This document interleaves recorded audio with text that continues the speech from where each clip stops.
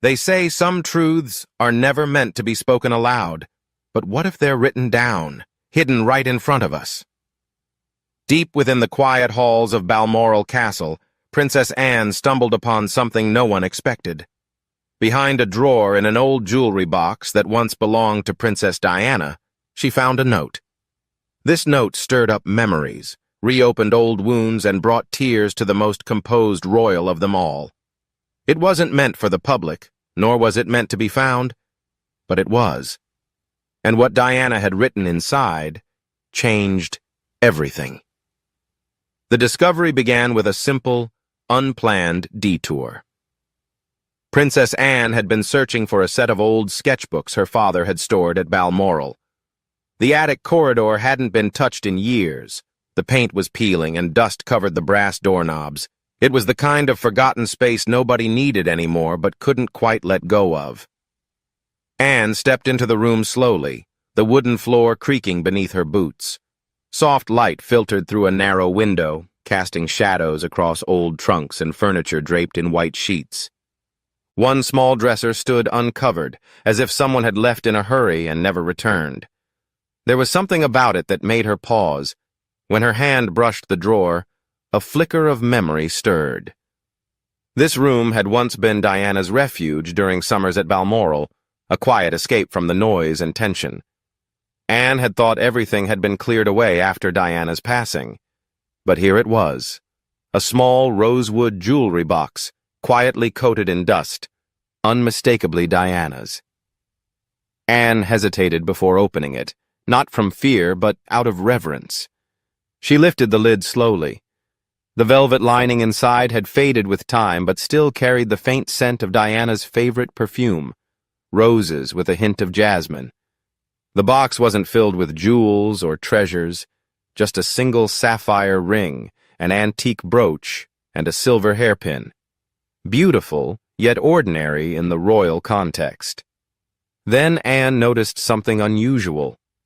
The velvet lining wasn't fully fixed down. It had been gently lifted at one edge, not enough to be obvious, but enough to suggest something was hidden underneath. Curious, Anne slipped her fingers beneath the lining and found a neatly folded cream-colored envelope. It bore no seal, no date, only 4 words handwritten in Diana's unmistakable script. To my sons and her. Anne's breath caught. Time seemed to stop as the weight of those words settled on her. She sat down on the edge of a trunk, holding the letter carefully in both hands. It wasn't just the handwriting that stunned her. It was the meaning behind it. Diana had written this knowing it might someday be found, but perhaps not by her. Anne looked down at the note again, uncertain whether to open it. A flood of memories surged. Quiet conversations long forgotten, exchanged glances at tense family gatherings, moments when Diana's eyes spoke louder than her words. Now, years later, a whisper from the past arrived on a folded piece of paper. Anne finally unfolded it. The ink was still vivid. The opening line tightened her throat. This wasn't merely a message. It was a secret that had waited patiently for years, hidden beneath velvet and the scent of roses. And Anne was the one who found it. To my sons and to her. She stared at those words again, her eyes tracing the uneven ink. To my sons and to her. The phrasing unsettled her. It was vague, haunting. Who was her? And why had Diana separated that person from William and Harry? The uncertainty squeezed Anne's chest like a tightening rope. She turned the envelope over, hoping for another clue, but it was blank. Only the softness of the paper hinted at the care with which Diana had chosen it. Taking a deep breath, Anne opened the letter. The first line hit her softly, like a voice from the past. If you're reading this, it means something I feared has come to pass. I've been silenced in ways I never imagined. Anne's fingers trembled. The words weren't dramatic. They were raw and aching. It was as if Diana had written them late at night, with no one else to confide in. To William and Harry, if this reaches you, know that I loved you more than my own breath. And to her, you who found this, know that I trusted you to understand what others never could. Anne's breath caught. Her? Did Diana mean her? It was true they hadn't been close in the usual way. Anne was reserved and duty-bound. Diana, emotional and instinctive. Yet there was an unspoken bond between them, especially during moments when both felt isolated by the royal machine. Anne had seen the fractures in Diana long before the world did, and Diana had once quietly told Anne she admired her strength, a strength that needed no applause. The letter went on. There were things I could never say aloud, not to the press, not even to my sons. But I needed someone inside the family, someone untainted by titles or tradition, to know the truth. If that person is you, then I pray you guard what I'm about to share with your life. Anne's chest tightened. A cold stillness filled the room. This was no longer just curiosity, it was a heavy responsibility. This note wasn't left to spark scandal. It was a vault Diana had carefully opened, aware that the wrong eyes could weaponize it. Anne read on, each line more personal than the last. Mentions of private conversations, fears Diana had never spoken of publicly, events Anne half-remembered now painted in a new light, but the words to her echoed louder than ever. Was it truly Anne Diana had meant? Or had she unknowingly opened a letter never intended for her? The ambiguity pressed on her like an unshakable question, yet Anne couldn't turn away. She couldn't put the letter back. The truth was unfolding, pulling her deeper into a story Diana never got to finish. Diana's private words about the monarchy. Anne hadn't realized she'd been holding her breath until she finally exhaled. The room was silent, as if even the air knew not to disturb the moment.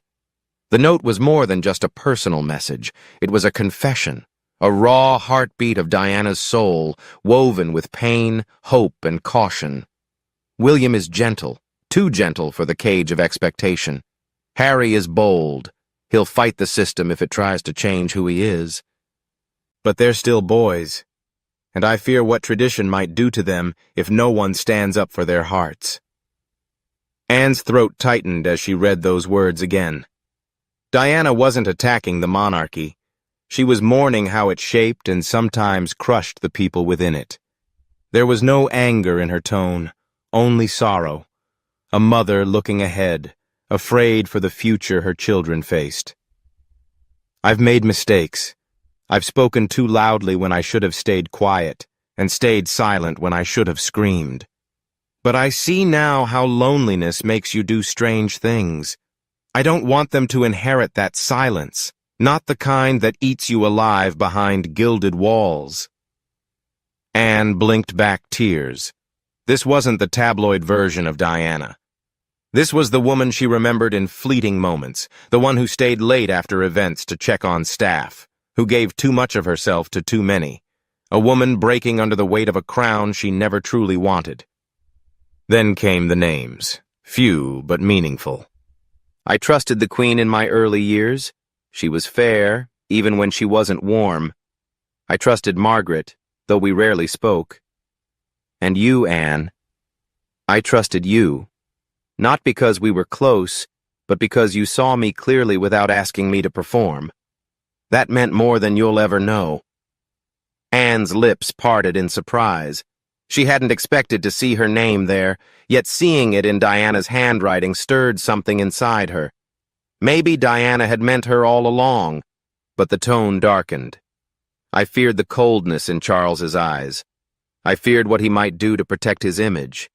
I feared Camilla's patience, patient enough to outlast storms. But most of all, I feared what this institution would do to my sons, if it shaped them without love. Anne set the letter down for a moment, feeling the weight of the paper grow heavier. These weren't idle thoughts. They were dangerous truths that could create powerful enemies. Yet Diana hadn't left them for the world to see. She'd hidden them away, beneath velvet and pearls. She hadn't wanted ruin. She wanted to preserve something precious.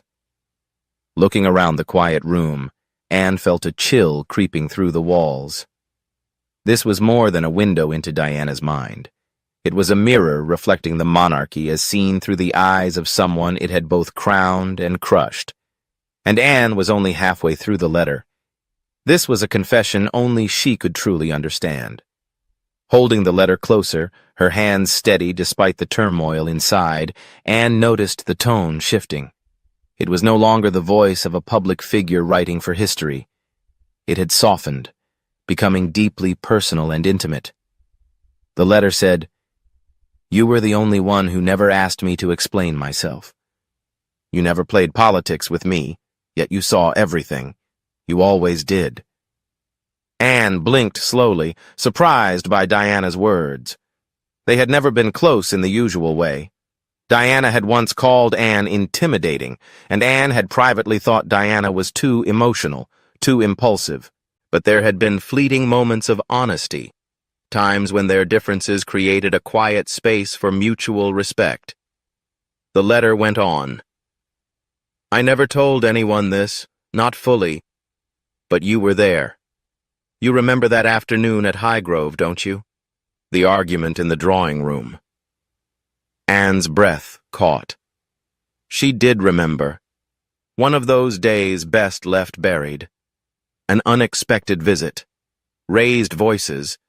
Diana storming down the hallway, eyes red and hands trembling. Anne had passed her in the corridor. They said nothing. They didn't have to. Diana wrote, "By then, Charles had already made his choice. I was waiting in the wings, just out of sight. I confronted him. I begged, not for love. I had let go of that long before. I begged him not to humiliate me, not in front of our children. He said nothing, just stared through me. That's when I knew I was no longer a person to him, just a problem to manage." Anne gripped the edge of the letter, her jaw tight. The memory, once blurred by time, was now vivid. The quiet footsteps, the lingering tension, Diana's disappearance for hours afterward. No one asked questions. They were royals. Silence was survival. But now Diana laid it all bare. "That day broke me," the letter said. "Not because of what was said, but because of what wasn't. And you, Anne, you were the only one who saw me afterward and didn't look away." Anne swallowed hard. She recalled passing Diana later that evening, wrapped in a shawl, sitting on a bench beneath the trees. Anne had stopped beside her, stood quietly, said nothing. Diana looked up with swollen eyes and whispered, "It's all happening, isn't it?" Anne had only nodded. They never spoke of it again until now. Anne looked down at the letter, feeling the weight of that unspoken moment. The truth Diana had buried wasn't just scandal or heartbreak. It was the loneliness of being invisible. And in that single moment, years ago, Anne had unknowingly acknowledged her pain. Now, through these words and memories, Diana was finally saying thank you. Carefully unfolding the last part of the note, Anne felt something beneath it shift.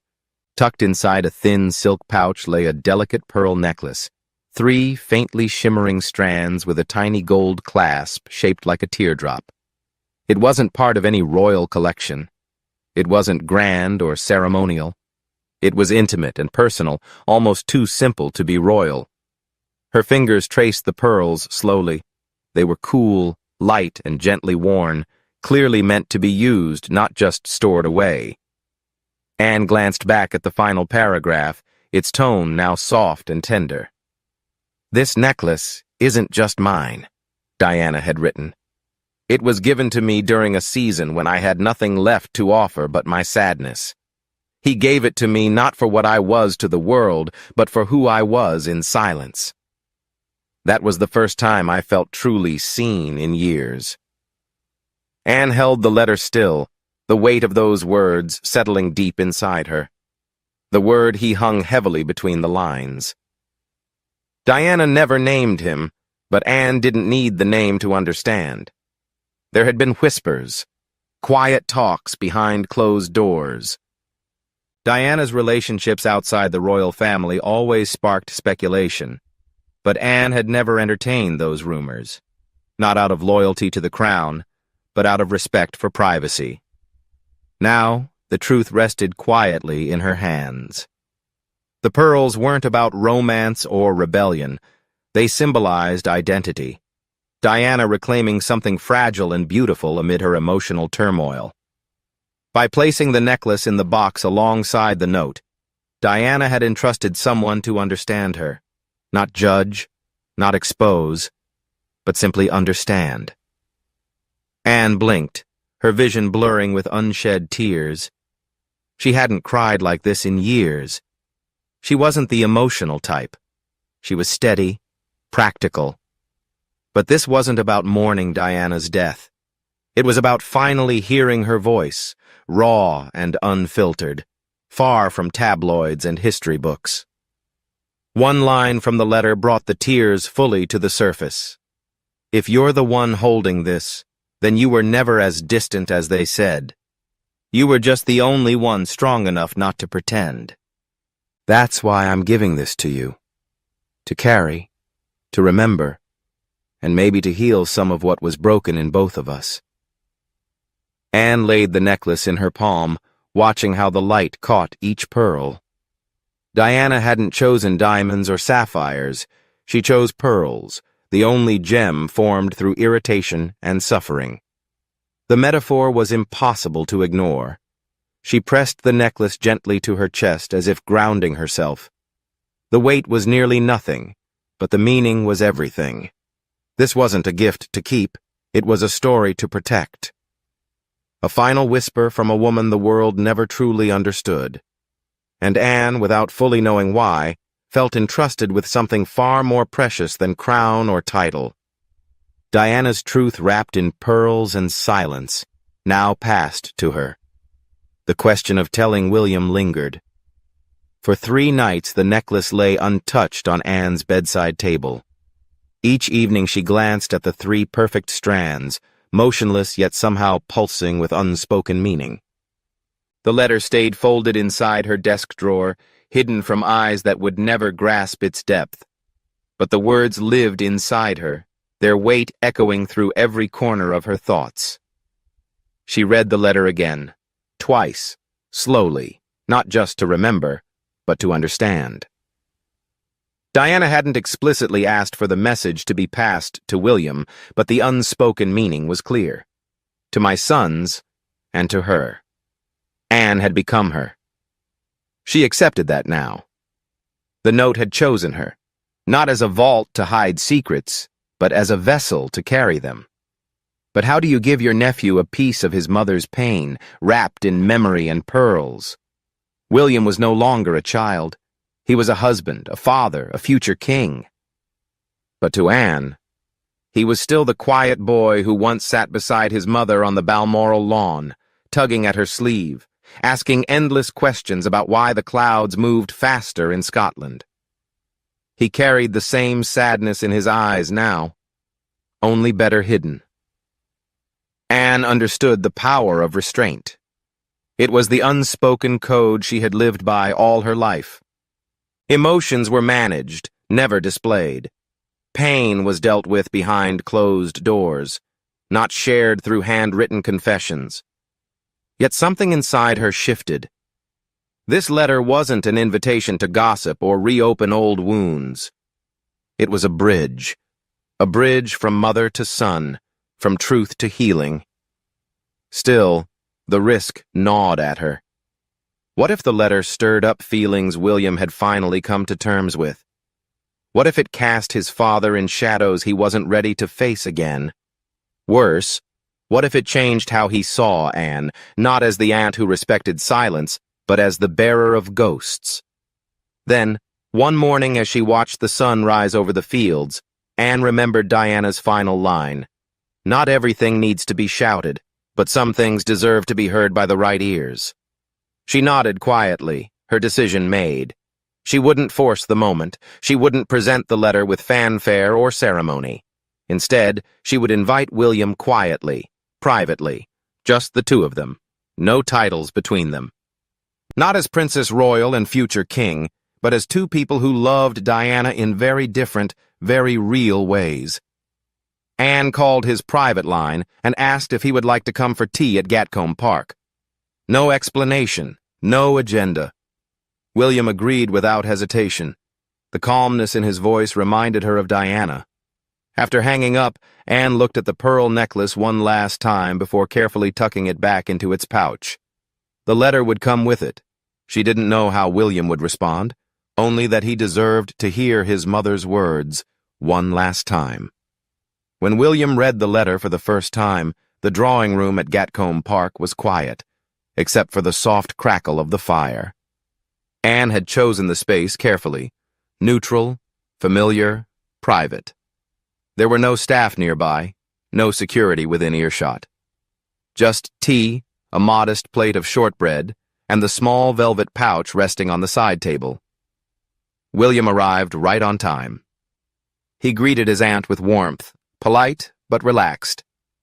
Their conversations never involved drama, and Anne appreciated that. He didn't play games. He respected silence. Today, that was exactly what she needed. They exchanged light conversation for a few minutes.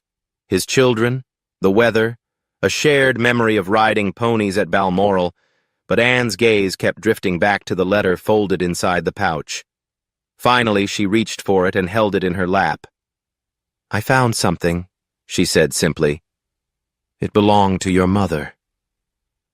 William's expression shifted, not with alarm, but with quiet alertness, as if something inside him had straightened up.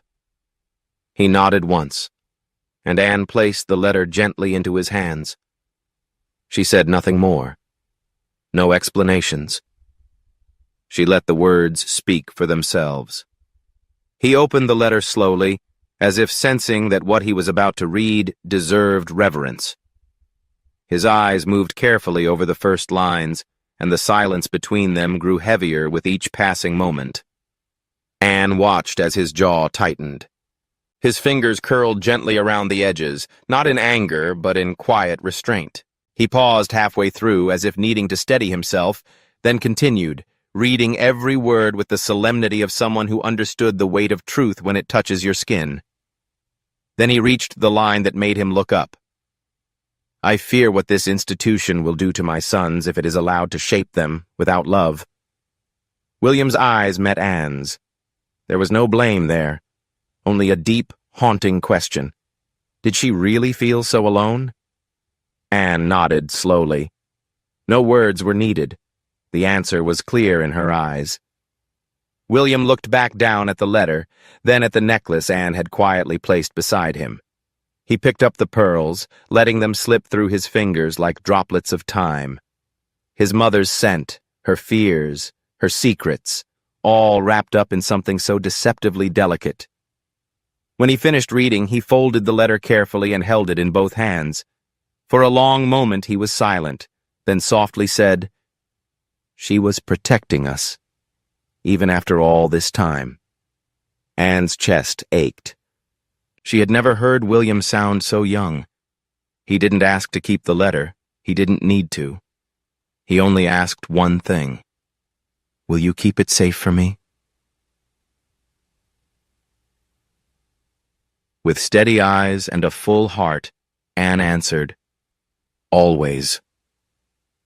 The jewelry box was locked once again. By the time William stood to leave, the afternoon sun was already dipping low. He had spoken little after reading, but his silence was full of understanding. Anne knew better than to press him. His eyes carried the weight of what he had just uncovered, layers of sorrow, memories, and something else. Resolution. He kissed her cheek gently before leaving, making the same request again. "Keep it safe for me. I'll know when it's time." Anne watched his car fade down the gravel driveway. The countryside settled into calm and quiet once more. She stood at the window a long time, holding the letter in one hand and the pouch in the other. The pearls felt even more fragile now, as if renewed by William's touch, not in any mystical way, but in the way that anything gains meaning when it becomes part of something living, something real. Returning upstairs to her room, Anne moved with a quiet reverence. The air in the house felt sacred, not because of ceremony, but because of truth. She opened the old jewelry box again, the one that had started it all. The faint scent of aged roses lingered, mingling now with a sense of closure. She unfolded the silk lining with deliberate care, almost like a ritual. The letter went in first, followed by the necklace. She smoothed the fabric back over them, pressing gently until the contents were hidden once more. It didn't feel like hiding. It felt like preserving, like placing a piece of time in a capsule, meant only to be opened when truly needed. Her hand lingered over the lid a moment longer before she closed it. The soft click of the latch sounded louder than expected, echoing through the stillness of the room. From her drawer, she pulled out a small brass key, the original one matching the old lock, and slowly turned it, sealing the box shut. Anne sat beside the box for a moment, not because she doubted what she'd done, but to make peace with it. This was more than just protection. It was an act of honor. Diana had chosen not to broadcast her pain to the world, but to whisper it into the quiet corners of memory. That choice deserved respect, and Anne now understood why she was the one to find it. Not because she was the most emotional, nor because she had something to prove, but because she could carry this burden without seeking attention or rewriting the story. She would let the words rest until the time was right. For now, they would sleep beneath velvet. Anne carefully placed the jewelry box back into the drawer it had come from, a space untouched for years, now sacred in a way few would ever understand. She switched off the lamp, letting the room fall into silence and a quiet farewell. Outside, the Scottish sky was overcast, clouds holding back their rain. Balmoral was calm and brooding, steeped in memory, just as it always was in late September. Anne had returned alone. No official event, no fanfare, just a quiet visit, exactly as she liked it, or perhaps needed it. That morning, she had dressed simply in muted tones. No brooch, no hat, but around her neck lay the pearl necklace. It rested softly against her collarbone, subtle yet weighty. As she fastened the clasp hours earlier in the mirror, it wasn't out of sentiment, but because she knew it was time. The walk to the garden took longer than she remembered. The gravel path had grown wild in places, and the roses had thinned with the coming cold, but the bench remained beneath the same tree where Diana used to sit, often barefoot, with a book, when she thought no one was watching. Anne had glimpsed her there a few times from the window, but had never disturbed her. It was Diana's sanctuary, untouched by time. She sat down gently. The pearls shifted softly against her skin. She gazed up at the branches swaying overhead, the wind threading quietly through the leaves. For a long while she said nothing, just sat with her hands folded neatly in her lap, letting the moment settle. Then, in a whisper barely carried beyond the stone path, she spoke. "I understand now, Diana." It wasn't a dramatic statement, nor was it meant to be. But within those 4 words lived decades of distance, missed moments, and things left unsaid between them. Anne wasn't apologizing, nor was she making promises, just finally acknowledging what had been there all along. She was acknowledging something far deeper, the truth Diana had entrusted to her. A truth Anne carried not just in her hands, but now in her heart. She gently touched the necklace. It didn't sparkle or catch the light, and it wasn't meant to. It was meant to remind, to hold memory quietly. "I never told you," Anne whispered, "but I saw how lonely you were. I just didn't know how to help." The wind stirred again, stronger this time, rustling dry leaves at her feet. Anne rose slowly and glanced down at the bench, half expecting to see Diana there, legs curled, eyes lost in thought. But the bench was empty. And maybe that was the point. This was no longer a place for grief. It was a place for memory and release. She walked back slowly, the necklace tucked beneath her collar. It wouldn't be worn again, not because it had lost meaning, but because its meaning had been fulfilled. Anne had kept her promise. Now, she was ready to let Diana rest. Some stories never make headlines, but they live on in the quiet choices of those who carry them. Princess Anne didn't just find a letter. She inherited a legacy of truth, pain, and love meant not for spectacle, but for safekeeping. By locking that jewelry box, she honored more than Diana's memory. She honored her voice. If this story moved you, don't forget to like, share, and subscribe for more untold royal moments. And tell us in the comments, what would you have done if you were in Anne's place? Sometimes, silence speaks. Under the glittering chandeliers of Buckingham Palace, treasures from generations of royals lie locked away, each piece carrying its own story. Among them, none hold more emotion than Princess Diana's jewelry, a collection cherished by her sons and preserved as a symbol of her legacy. Yet whispers began to circulate that rare pieces were appearing at private auctions, and suspicion quietly crept through the palace corridors. What Catherine would eventually uncover sent shockwaves through the monarchy. At the center of the storm stood Camilla, accused of crossing a line no one thought she would dare. This was not merely about jewels. It became a tale of betrayal, legacy, and the looming threat of banishment. The scandal began almost imperceptibly, the way palace intrigues often do.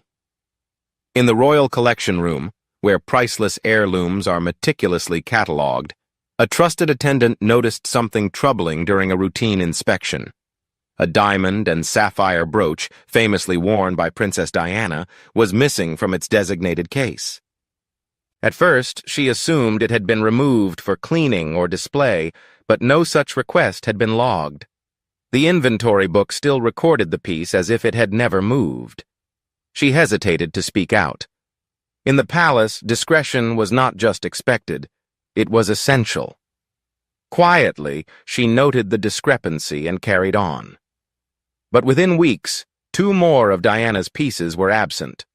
A pair of pearl drop earrings worn at a charity gala in 1995 and a delicate bracelet gifted to her by a Middle Eastern royal family. Individually, these absences might have been dismissed. Together, they could not be ignored. Those closest to the collection began to whisper in uneasy tones. Some believed the pieces had been loaned to family members without proper documentation. Others feared something far more troubling was unfolding. It was in this atmosphere of suspicion that Catherine became aware of the concerns while preparing for a grand state banquet, unaware that the truth she was about to uncover would change everything. At the end of their meeting, a trusted attendant lingered, her voice careful as she brought up a small irregularity in the jewelry log. Catherine, keenly aware of the sentimental and symbolic power of Diana's collection, felt a chill of unease.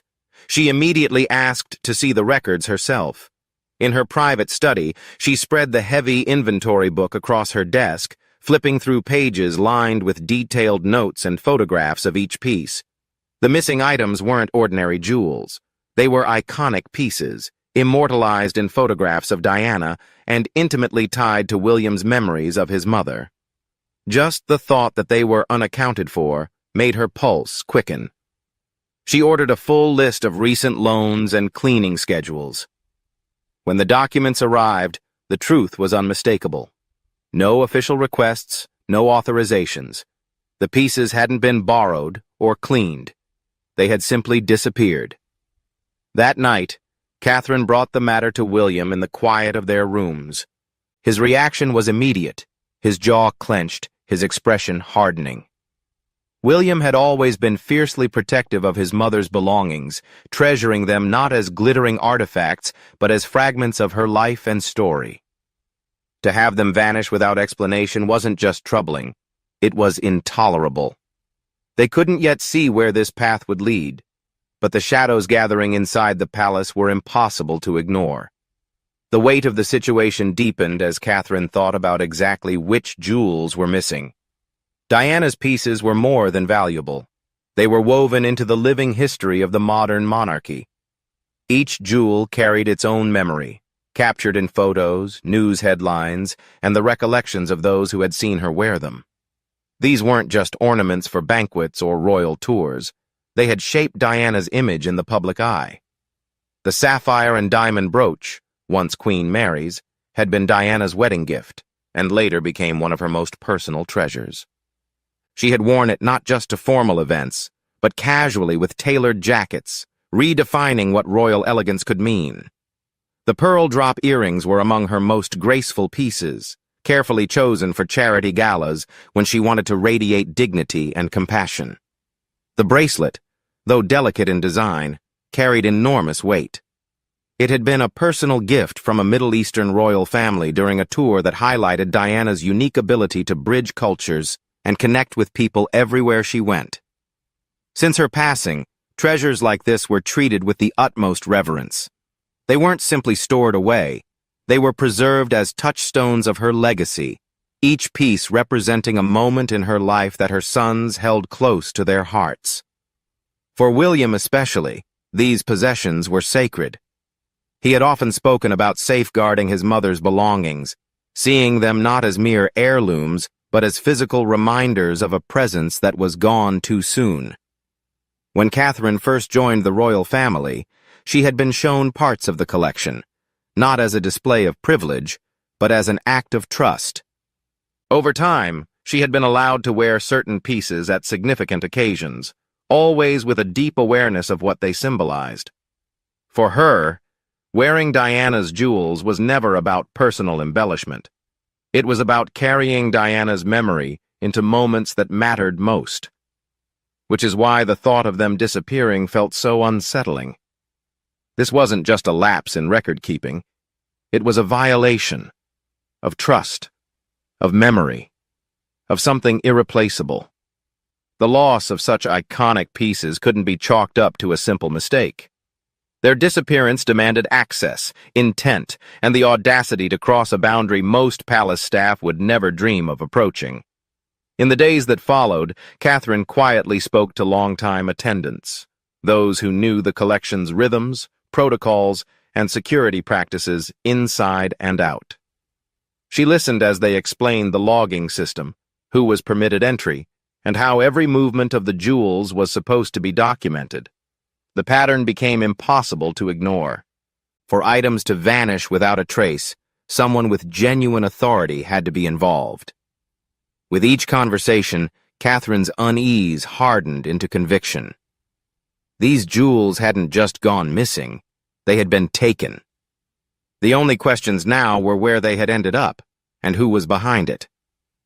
Her first real clue came from an unexpected corner.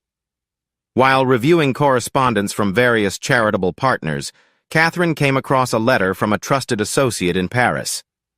Tucked between details about an upcoming fundraiser was a casual mention of a private auction in Monaco. Among the catalog listings, the woman had noticed a striking sapphire and diamond brooch, one she felt certain had once belonged to Diana. She assumed it must have been released by the royal family for philanthropic reasons. But Catherine knew instantly no such approval had ever been given. That evening, Catherine opened her laptop and began combing through photographs from the Monaco auction. Her breath caught when she saw it, the sapphire and diamond brooch displayed under harsh spotlights. The catalog made no direct mention of its royal past, but the description hinted at a distinguished provenance. The listed value was staggering, but what unsettled her most was a note stating the brooch had already been sold to a private collector. This was no coincidence. Catherine quietly reached out to her Paris associate, requesting any further information about the event and its sellers. Days later, a reply arrived, a list of items sold that night, along with discrete photos taken during the auction's preview. In one of the images, slightly blurred but unmistakable, Catherine spotted the figure of a senior palace aide, someone who had no reason to be involved in matters of the royal jewels. It was the thread she needed to pull. That night, she showed William the photographs and the auction catalog. His reaction was immediate, a controlled but furious anger, the kind that only came when betrayal touched something deeply personal. They both agreed caution was essential. If Diana's collection was being siphoned away, there was no telling how many pieces were already gone or how high the involvement reached. Catherine quietly instructed a small, trusted circle to keep watch on major international auctions and discreet dealers. Within days, their vigilance paid off. The pearl drop earrings surfaced in the catalog of an exclusive Geneva auction, described blandly as belonging to a distinguished European collection. The delicate bracelet appeared in photos from a London dealer notorious for arranging private, under-the-table sales to wealthy clients. With each discovery, it became clearer. This wasn't random theft. It was a coordinated effort, carefully planned and executed, to profit from jewels that carried immense historical and emotional weight. The international nature of the sales pointed to a network with both the access and the confidence to believe they could act without exposure. Still, Catherine resisted making accusations prematurely. Instead, she collected everything, photographs, records, auction details, into a private dossier. She knew that once they confronted the truth, there would be no turning back. And with every piece of evidence, the trail grew sharper, pulling her and William closer to the heart of the palace itself. Whoever was behind the scheme clearly believed themselves untouchable, protected by rank and privilege. But Catherine knew that illusion was about to shatter. Her breakthrough came on a quiet afternoon in early spring, when suspicion finally hardened into certainty. She had arranged a discreet meeting with a senior member of the Royal Archives, a man who had served the family since before Diana's time and who understood both the sensitivity and the danger of what she was pursuing. They met in one of the palace's rarely used library rooms, far from the constant hum of staff and visitors. With the door locked and the curtains drawn, he produced a set of restricted movement logs, records that tracked every time a piece from the royal jewelry collection left its case for cleaning, appraisal, or use. Catherine bent over the pages, scanning the familiar columns of names, dates, and authorizations. Most of the entries were ordinary, exactly what she would expect. But then her eyes caught on a series of entries grouped closely together. Each one corresponded to the missing pieces. Each one carried the same authorization. Camilla's signature. Catherine froze, her breath catching as she stared at the page. The handwriting was unmistakable, the authorization clear. These weren't clerical mistakes or stolen signatures. The documents framed the removals as official loans for unspecified events, yet there was no corresponding record of the items ever being returned. Someone had counted on these papers being buried deep within the archives, seen only by a handful of trusted eyes. When Catherine pressed for more, the archivist hesitated before sliding a thin envelope across the table. Inside were copies of 2 email exchanges between the palace's official jeweler and an appraiser in Geneva. Both messages detailed valuations that matched the very pieces she was investigating. Nowhere did they indicate the jewels were scheduled to return to royal custody. The dates on the appraisals were damning, just days before the same items surfaced in international auction catalogs. Catherine leaned back, her heart pounding, the weight of realization pressing down on her. This was no accident, no oversight. The jewels had been deliberately taken, shielded by the appearance of palace authority, and funneled into private sales. The truth was undeniable now. The hand behind it all wasn't some shadowy outsider. It was someone within the inner circle, someone with access and power, and that someone was Camilla. As Catherine left the library, her footsteps echoed down the long, dim corridor leading back to her private quarters. The portraits of monarchs and consorts that lined the walls seemed to follow her with their painted eyes, a silent reminder of duty, history, and the weight of legacy.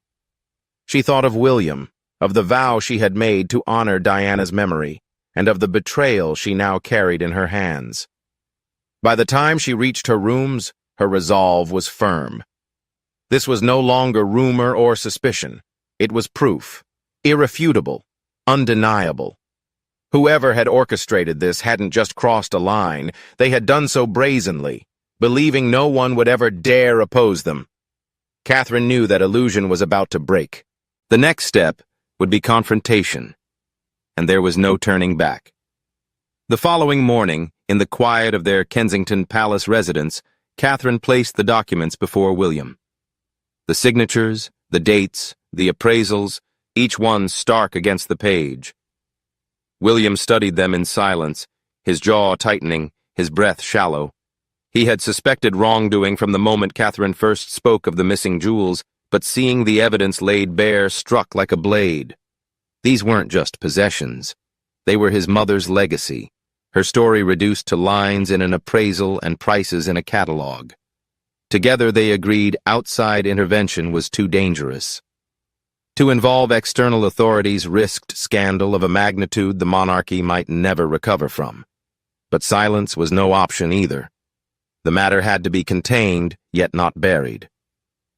William drafted a discreet request to the Lord Chamberlain, the royal household's highest officer.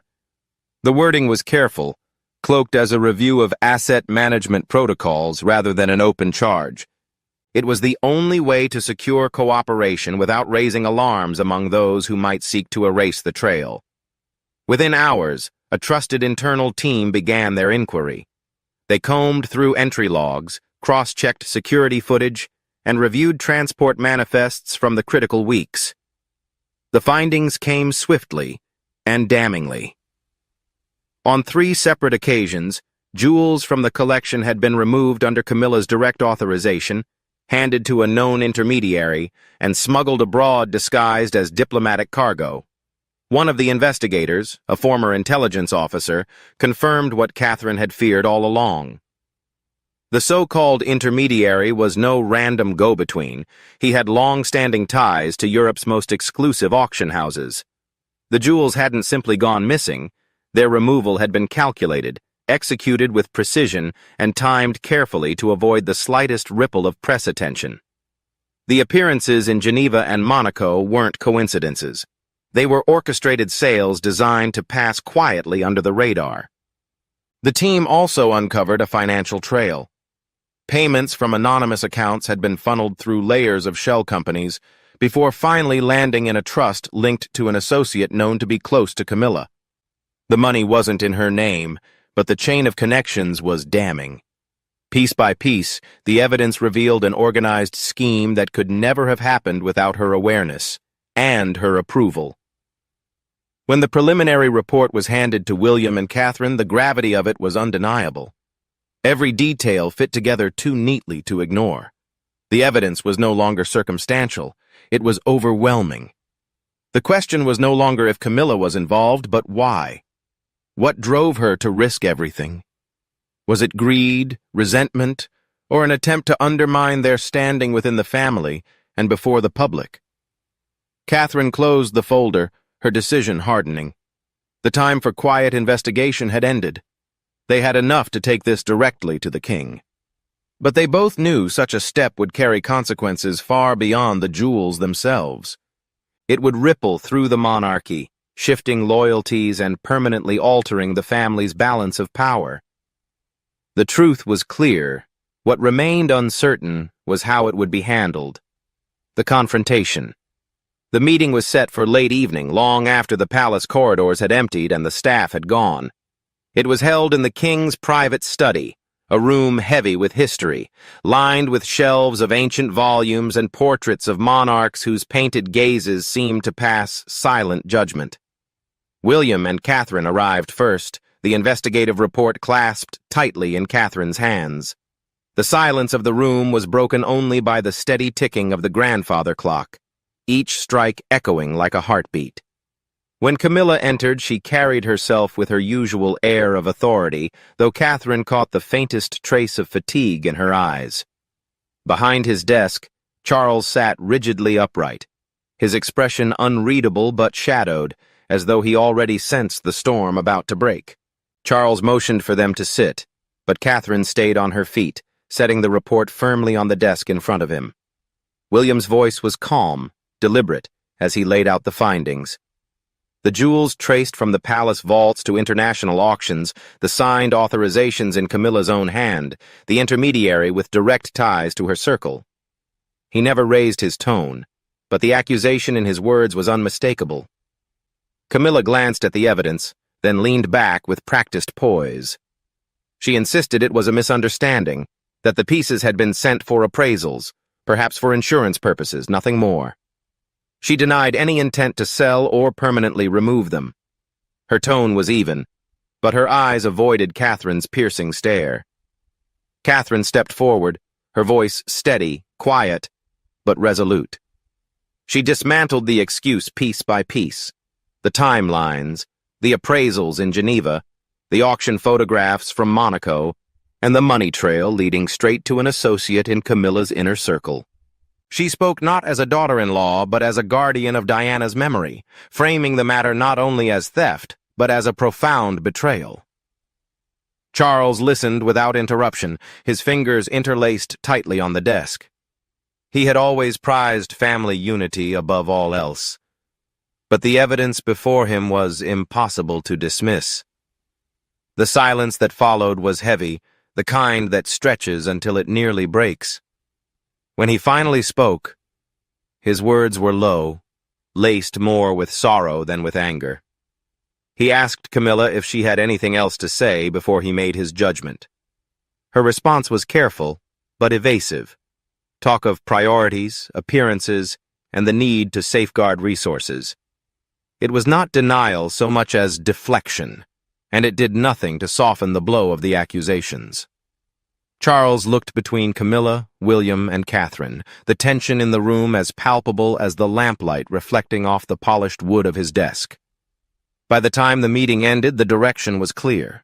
The king would have to act, not only to protect the crown's legacy, but to repair the fractured trust within his family. As Catherine left the study, there was no triumph in her step. Only the weight of certainty. Whatever Charles decided next would shake Buckingham Palace more deeply than any scandal in recent memory. The king's verdict. The hours that followed felt endless. Catherine and William withdrew to their private rooms, aware that the choice now lay solely with the king. Charles was not one to rush in moments of personal crisis. He would measure, reflect, and consider how each action would echo across the monarchy. But this time, the matter cut closer than any before. The evidence was undeniable, the breach of trust devastating, and the wound it carved into his eldest son impossible to ignore. Behind closed doors, Charles gathered a select group of his most trusted advisers. Their words were measured, careful, each man aware of the delicate balance between offering guidance and appearing to choose sides. The Lord Chamberlain reminded the king of his duty to safeguard the integrity of the royal collection, warning that even the slightest hint of impropriety could corrode public trust. Another advisor cautioned him about the storm that would follow if the truth ever reached the press. Better to act decisively now, he argued, before the media had the chance to shape the narrative. Charles paced the length of the study, torn between devotion to his wife and the crown he had sworn to protect. Memories of the battles he and Camilla had endured in decades past flickered through his mind. The scrutiny, the defense, the struggle to legitimize their relationship. But this was different. This touched the very heart of the monarchy. Diana's jewels were not mere ornaments. They were relics of a woman whose memory still commanded the love of the people. To allow their quiet disappearance and sale to pass unchallenged would project weakness at a time when strength was demanded. By dawn, Charles had made his decision. He summoned William and Catherine back to the study.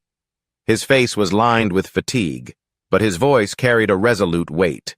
Effective immediately, Camilla would be stripped of any involvement with the royal assets. She would vacate her apartments at Buckingham Palace and move into a lesser residence. Her public engagements would be suspended indefinitely, her staff reassigned. Though she would keep her title, her role would be reduced to little more than ceremonial appearances. Charles admitted that the choice cut deeply. He had defended Camilla for years, fought to secure her place at his side, but this time his responsibility to the monarchy and his duty to his son outweighed personal loyalty. Catherine remained silent, her relief tempered by the knowledge of how brutal and public the fallout would soon become. William thanked his father quietly, his composure intact, though his eyes betrayed the strain of the ordeal. By afternoon, the palace issued a carefully worded statement. It spoke only of a restructuring of roles and responsibilities within the royal household, offering no hint of jewels or investigations. Yet inside the palace walls, everyone understood. The king's verdict was not just an adjustment of duties, it was a reckoning and a turning point for the family's future. By nightfall, the palace corridors hummed with whispers. Word of the king's decision spread quickly, even though Camilla herself had yet to be told. Everyone sensed the inevitability of what was coming.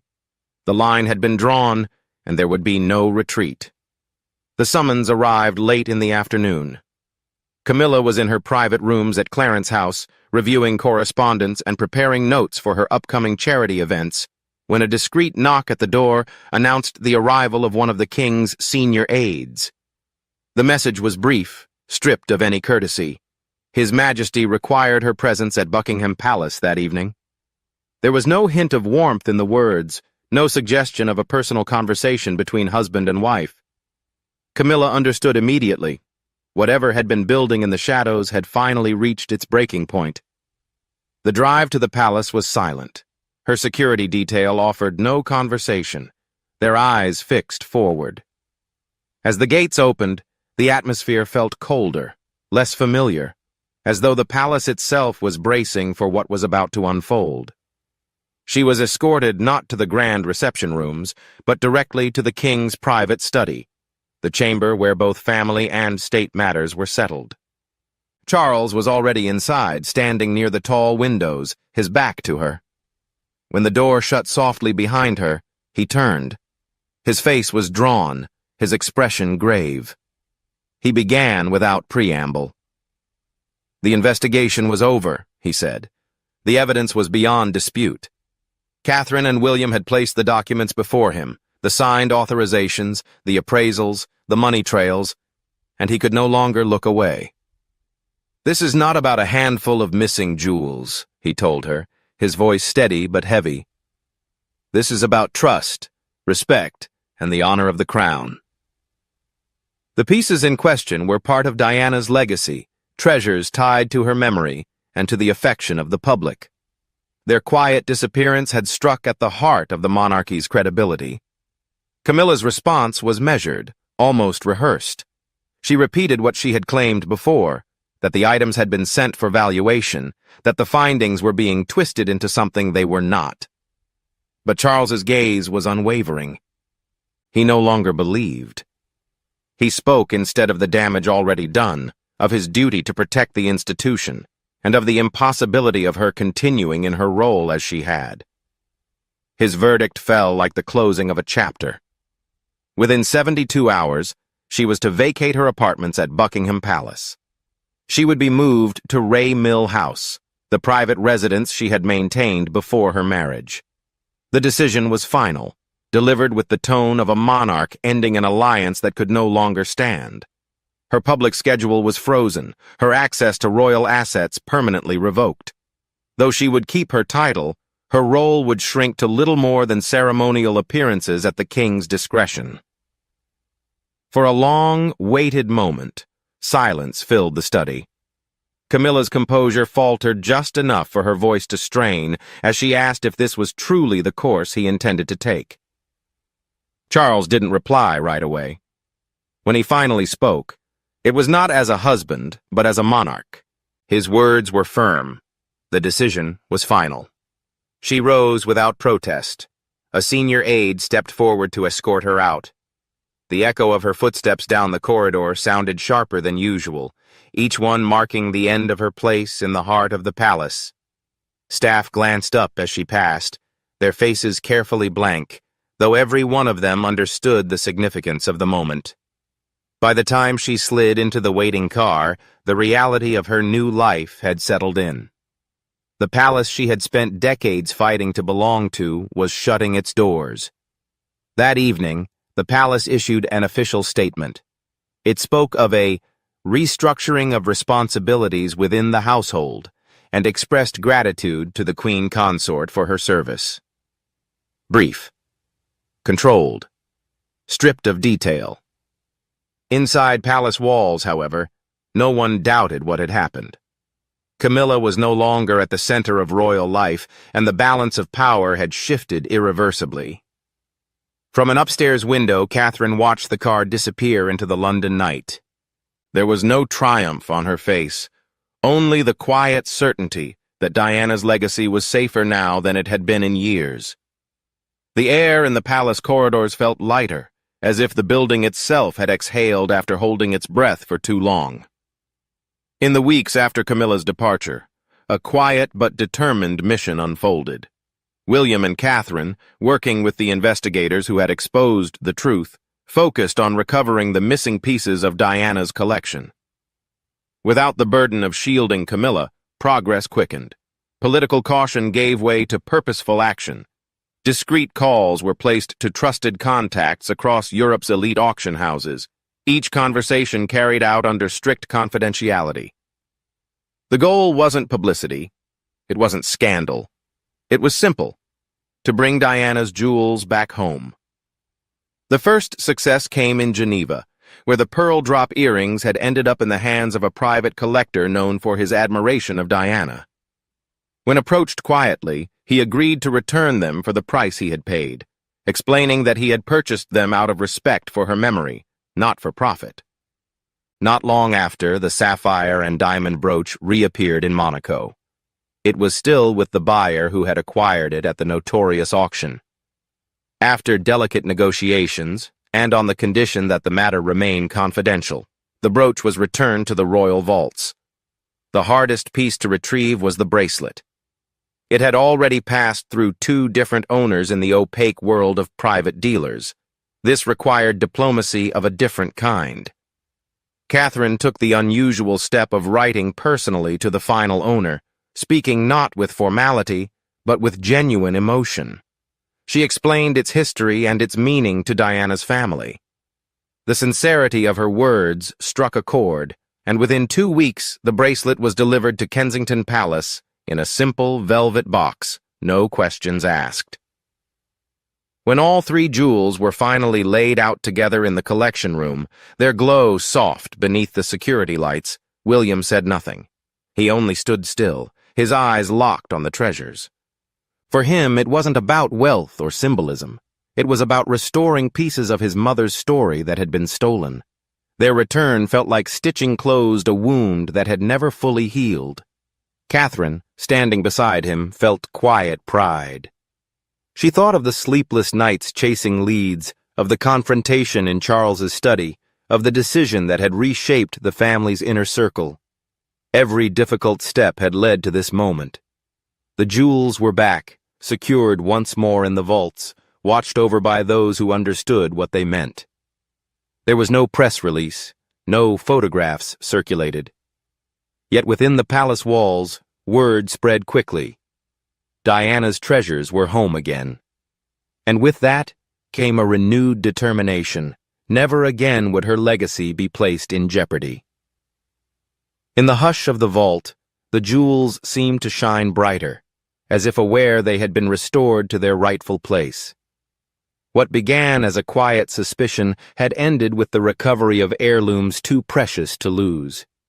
The monarchy had endured betrayal, weathered confrontation, and taken decisions that changed its balance forever. Diana's jewels were not mere ornaments. They were fragments of love, memory, and history. By bringing them back, William and Catherine had not only honored her legacy, but strengthened their own standing within the royal family. Some victories come without fanfare, yet their weight is felt for generations, What are your thoughts on this story? Share them in the comments